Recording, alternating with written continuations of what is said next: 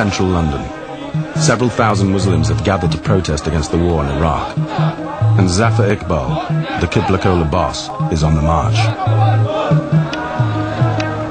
There is deeply felt anger here with America's foreign policy towards Muslims. The war in Iraq is the latest outrage.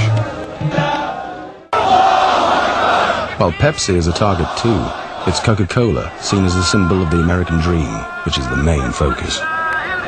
We at Qibla Cola have attempted to challenge a very small part of the global economy, a very small part of the corporates who dictate our lifestyles. People are now speaking out. People know we cannot remain inactive, and our responsibility is to join that. The belief here is that the simple action of not buying American products like Coke damages the US economy and will force the Bush administration to change its policies. So do not be weak or weary, for you will gain mastery if you are believers.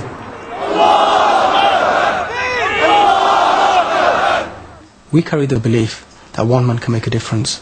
An action, no matter how small it is, it can initiate huge rapid change. Muhammad, peace be upon him, 1400 years ago was one individual who, through the power of just a small action of discussion, was able to bring about phenomenal change which lasted for nearly 1400 years. Qibla Cola doesn't just offer an Islamic alternative. 10% of its profits are pledged to good causes. This will be a sustainable product that will have a continuous flow of benefit, but this benefit will continue long after you have visited your graves, because the sadaqah you will have given, inshallah, will benefit millions to come. The people who work for the company certainly treat it almost as a religious object. It represents almost holy water. Mark Pendergrast is the author of For God, Country and Coca-Cola, the definitive history of the US giant.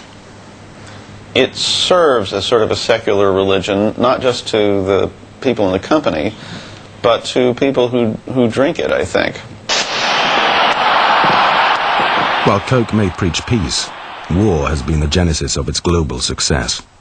Really, World War II that launched Coca-Cola in a huge way. What happened was, when Pearl Harbor happened, the head of Coca-Cola made this very patriotic announcement. He said, men get a bottle of cola wherever they are in the world for only a nickel, what we've always charged. And it was deemed an essential product, believe it or not, for boosting the morale.